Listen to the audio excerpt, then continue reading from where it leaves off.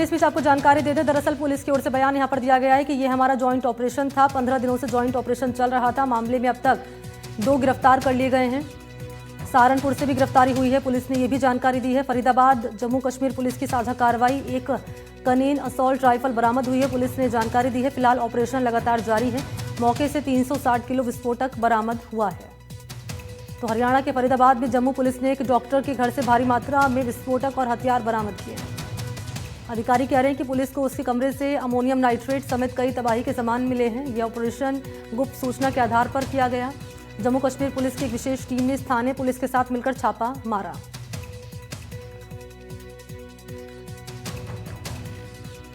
तो एक बड़ी कार्रवाई जिसे अंजाम दिया गया हरियाणा के फरीदाबाद में। जम्मू पुलिस ने एक डॉक्टर के घर से भारी मात्रा में विस्फोटक और हथियार बरामद किए हैं और पुलिस की टीम कह रही है कि पुलिस को उसके कमरे से अमोनियम नाइट्रेट और कई तबाही के सामान मिले हैं।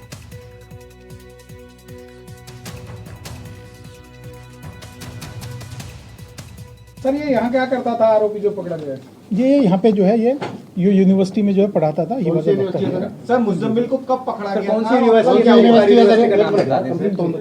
जी यहाँ पे जो हाँ he was working in Al-Falah university. बाकी मैं आपको जो है बहुत सारी ऑपरेशनल डिटेल्स हैं। मैं आपको ये कहूँगा कि ये ऑपरेशन हमारा जारी है। J&K पुलिस का एक जॉइंट ऑपरेशन जारी था और ये अभी भी जारी है। मैं ये बताना चाहूँगा ऑपरेशन अभी भी जारी है, जिसके अंतर्गत एक एंटी टेरर मॉड्यूल पे काम करते हुए हमारी दोनों की जॉइंट टीम ने यहाँ पे जो है काम किया, जिसके अंदर एक एक्यूज को पहले यहाँ से पकड़ा गया था जिसका नाम है डॉक्टर मुजम्मिल, और इस पे आगे कार्रवाई करते हुए जो है कल जो है रेड्स की गई और जिसमें रेड्स के दौरान यहाँ पे लगभग 360 kg के आसपास इन्फ्लेमेबल मटेरियल है जो कि संभावित अमोनियम नाइट्रेट है। मैं क्लियर करना चाहूँगा कि इट इज़ नॉट RDX। मैं इस बात को क्लियर करूँगा क्योंकि कई जगह ये चल रहा है, तो मैं क्लियर करना चाहूँगा इट्स नॉट RDX। तो ये इन्फ्लेमेबल मटेरियल है। इसके अलावा कई और ऐसा सामान जो टेरर एक्टिविटीज़ में जिनका संभावित इस्तेमाल किया जा सकता है, जैसे टाइमर्स, लगभग 20 टाइमर्स विद बैटरीज 4, और इसके अलावा कुछ अन्य सामान है जो है यहाँ बरामद किया गया है। अभी तक की जो इन्वेस्टिगेशन है उसके हिसाब से अभी यहाँ पे ही है फरीदाबाद में। इसके अलावा अदर जो है एरियाज में भी है, जैसे एक एक्यूज है इसके अंदर सहारनपुर से भी इसके अंदर गिरफ्तारी हुई है। तो एक ये जो है हाँ ये एक बड़ा मॉड्यूल है। और डॉक्टर का जिक्र किया जा रहा है, ये डॉक्टर भी क्या इसका मुजम्मिल का साथी है, यहीं पर रहता है या कोई और डॉक्टर? नहीं, जो ये डॉक्टर है ये Muzammil is a doctor, he is a doctor. तीसरे एक और डॉक्टर की बातचीत जो अभी जो अभी फरार है, हाँ उसके बारे में भी जांच जारी है। मुजम्मिल को कब गिरफ्तार किया गया फरीदाबाद से? सर उसे करीब 9-10 दिन पहले गिरफ्तार। सर कितने लोगों की गिरफ्तारी हुई है? ये तीनों लोग क्या करते हैं, मतलब जितने लोग गिरफ्तार हुए? अभी तक इसके अंदर 2 गिरफ्तार हो चुके हैं, जिसमें से एक हमारे यहाँ फरीदाबाद से गिरफ्तार हुआ है डॉक्टर मुजम्मिल। एक अन्य की गिरफ्तारी J&K पुलिस के द्वारा वो सहारनपुर से की गई। तो फरीदाबाद के सीपी का आपने बयान सुना। इस मामले को लेकर क्या जानकारी वो दे रहे थे। इन सबके बीच में आपके सामने जो ग्राफिक्स रखने जा रहे हैं उसके जरिए आप जान पाएंगे कि पुलिस ने क्या बड़े खुलासे इस मामले को लेकर किए हैं। तो देखिए ये हमारा जॉइंट ऑपरेशन था, ये पुलिस की ओर से कहा गया। देखिए ग्राफिक्स आपके सामने जो हम फ्लैश कर रहे हैं, 15 दिनों से जॉइंट ऑपरेशन चल रहा था, ये पुलिस ने कहा है। तो फरीदाबाद में एक बड़ी कार्रवाई जिसे अंजाम दिया गया। दरअसल ये संयुक्त कार्रवाई है, जम्मू कश्मीर और यहाँ हरियाणा पुलिस की ओर से बड़ी कार्रवाई को अंजाम दिया गया है। इस मामले में अब तक 2 गिरफ्तार कर लिए गए हैं, ये पुलिस ने भी जानकारी दी है। एक फरीदाबाद से गिरफ्तारी हुई है और दूसरी हुई है सहारनपुर से गिरफ्तारी हुई है। इसके अलावा फरीदाबाद जम्मू कश्मीर पुलिस की ये साझा कार्रवाई, एक जॉइंट ऑपरेशन जिसे अंजाम दिया गया है। एक कनेन असॉल्ट राइफल बरामद हुई है डॉक्टर के घर से। सोचिए एक डॉक्टर के घर पर ये सामान बरामद होना कई तरह के सवाल यहाँ पर खड़े कर रहा है। फिलहाल ऑपरेशन चल रहा है, ये पुलिस की ओर से बयान दिया गया। मौके से 360 किलो विस्फोटक की बरामदगी हुई है। डॉक्टर के पास से 360 किलो विस्फोटक मिले हैं। ये फरीदाबाद के सीपी आपने अभी उन्हें सुना भी था, उनकी ओर से जानकारी दी गई थी। टाइमर, बैटरी, रिमोट और तमाम जो सामान है वो बरामद हुए हैं। और कमरे में ये अकेला रहता था, कमरे में अकेला रहता था मुजाहिल, ये भी कह रहे हैं फरीदाबाद के सीपी। और चलिए इस बीच आपको ये भी जानकारी दें कि दरअसल ये अमोनियम नाइट्रेट होता क्या, ये भी आप जानिए आसान शब्दों में। सफ़ेद रंग का ये क्रिस्टलीय केमिकल कंपाउंड है। सबसे ज़्यादा इस्तेमाल इसका कहाँ होता है? इंडस्ट्रीज़ में। उर्वरक के तौर पर नाइट्रोजन के ये सोर्स होते हैं। देखिए क्या है ये नाइट्रेट, अमोनियम नाइट्रेट, ये आपको समझा रहे हैं। उर्वरक के तौर पर नाइट्रोजन का ये सोर्स होता है। खनन में विस्फोटक के लिए इसका इस्तेमाल होता है।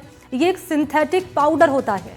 अमोनिया और नाइट्रिक एसिड रिएक्शन से इसे बनाया जाता है और दुनिया भर की कई ऐसे देश हैं जिसमें इसका उत्पादन होता है, यानी कि वो बनाया जाता है, उनका प्रोडक्शन होता है। और सबसे खास बात यह है कि ये सस्ता भी होता है, यानी कि इसको खरीदा भी आसानी से जा सकता है, इसका प्राइस ज़्यादा नहीं होता है। और आपको ये बताते चलें कि अमोनियम नाइट्रेट इतना खतरनाक क्यों है और इसका इस्तेमाल जो है सेना और आतंकवादी खूब करते हैं। साल 1995 में अमेरिका में धमाके किए गए थे, इतनी तबाही मची कि देखने वालों की रूह कांप गई। इस घटना में 2 टन अमोनियम नाइट्रेट का इस्तेमाल हुआ। धमाके में 168 से ज़्यादा लोग मारे गए। बेरूत में साल 2020 में इसे जोरदार धमाका हुआ था इसके इस्तेमाल से। यहाँ इसकी मात्रा करीब 3000 टन थी। अब आप ये जान पा रहे होंगे इन ग्राफिक्स के जरिए, इस इंफॉर्मेशन के जरिए कि इसका प्रोडक्शन जो है कितना खतरनाक होता है, इसका इस्तेमाल कौन करता है और जहाँ जहाँ ये इस्तेमाल में आया है वहाँ क्या क्या रहा है। 1995 में अमेरिका में धमाके किए गए इसके उपयोग से और इतनी तबाही मच गई कि देखने वालों की रूह कांप गई। इस घटना में 2 टन अमोनियम नाइट्रेट का इस्तेमाल हुआ है और 168 से ज़्यादा लोग मारे गए। सोचिए, और यही जो है बरामद हुआ इस डॉक्टर के घर से। अब सोचिए कितना ये खतरनाक हो सकता है। बेरूत में भी साल 2020 में इससे जोरदार धमाका हुआ था। इसकी मात्रा करीब 3000 टन थी। हम आपके सामने अब 3 तस्वीरें भी रख रहे हैं। पहले आप जान पाएंगे कि 3 संदिग्ध कौन है जिन्हें गिरफ्तार किया गया है। अब आप जानिए इन तीनों संदिग्धों की तस्वीर एक एक करके आपके सामने रख रहे हैं और तीसरी तस्वीर आप देख पा रहे हैं क्या क्या बरामद हुआ है।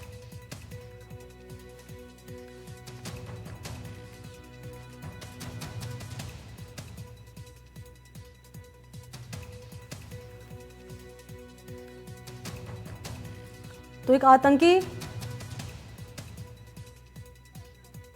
साजिश का ये पर्दाफाश हुआ है फरीदाबाद से।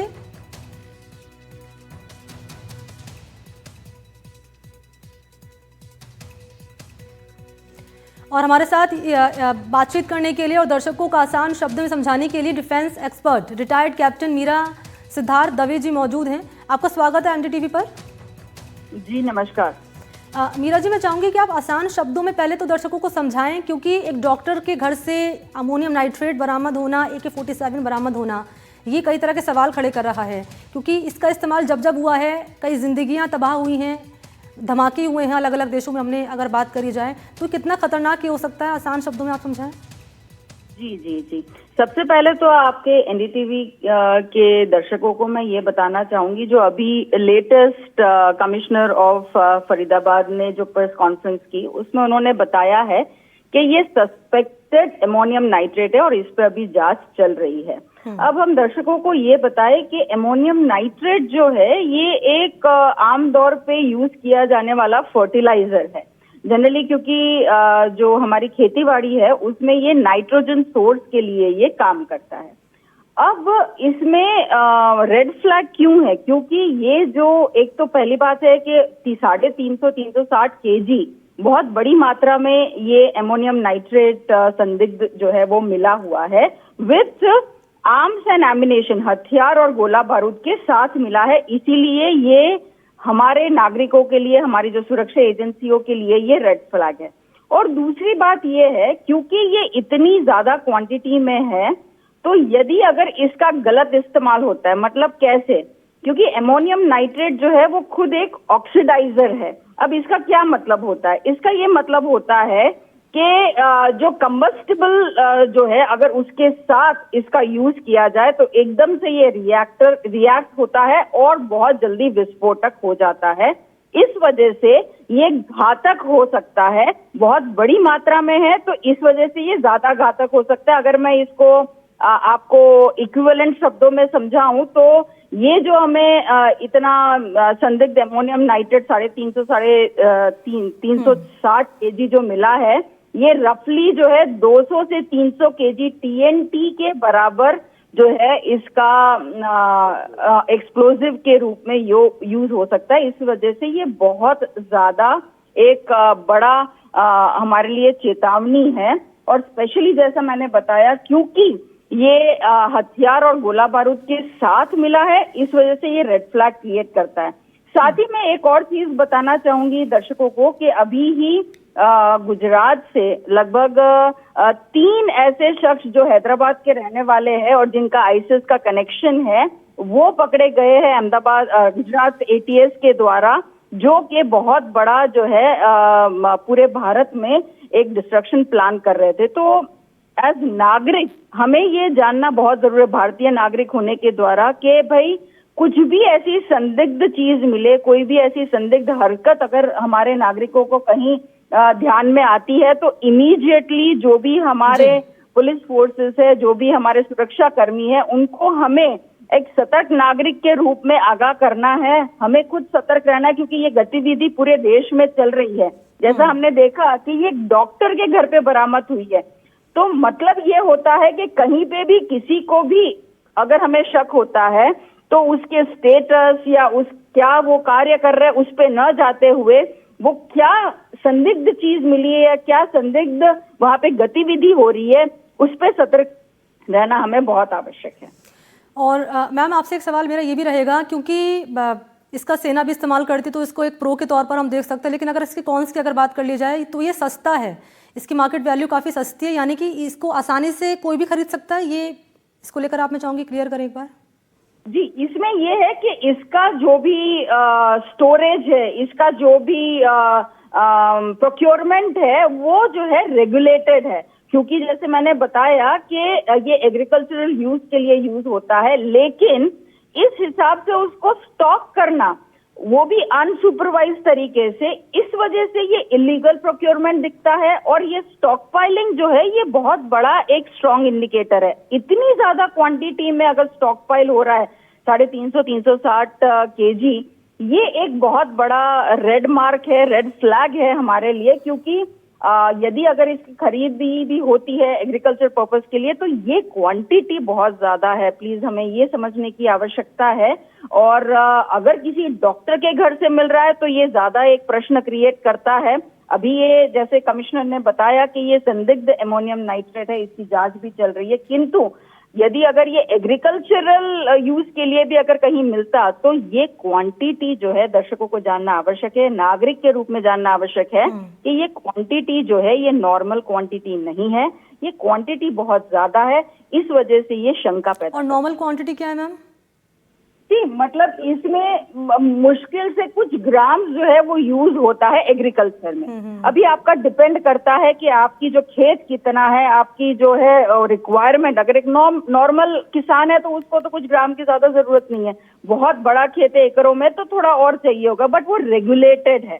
सो ये भी जानना बहुत आवश्यक है कि गवर्नमेंट ने भी उस हिसाब से उसको रेगुलेट कर सकता है। ठीक है, बहुत शुक्रिया आपका मैम हमारे साथ जुड़ने के लिए और इसको लेकर जानकारी आपने साझा की, बहुत बहुत धन्यवाद आपका। और अब बात करेंगे अगली बड़ी खबर की। गुजरात एटीएस की तरफ से पकड़े गए 3 संदिग्ध आईएसआईएस आतंकियों से जुड़ी ये बड़ी खबर आपको दे रही है। 3 संदिग्ध आईएसआईएस आतंकियों से जुड़ी ये खबर है, जिसमें 3 में से एक संदिग्ध है उत्तर प्रदेश का रहने वाला मोहम्मद आज़ाद सैफी इसका नाम है। यूपी के शामली जिले का ये रहने वाला है। पुलिस और खुफिया एजेंसी अब इस मामले में कर रही हैं जांच पड़ताल।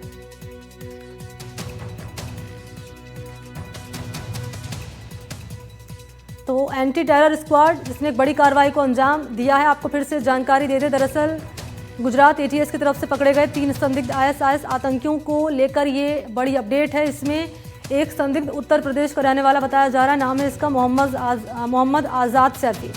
यूपी के शामली का रहने वाला है ये मोहम्मद आज़ाद। और अब आगे इस मामले को लेकर कार्रवाई पुलिस की टीम खुफिया एजेंसी कर रही है। आधार पे एक आंध्र प्रदेश नंबर की एक गाड़ी वहां से गुजरती हुई मिली, उसको रोका गया, चेक किया गया, तो इसमें जो इन्फॉर्मेशन वाला आदमी है सैयद अहमद मोहिउद्दीन, ये हमें मिल गया।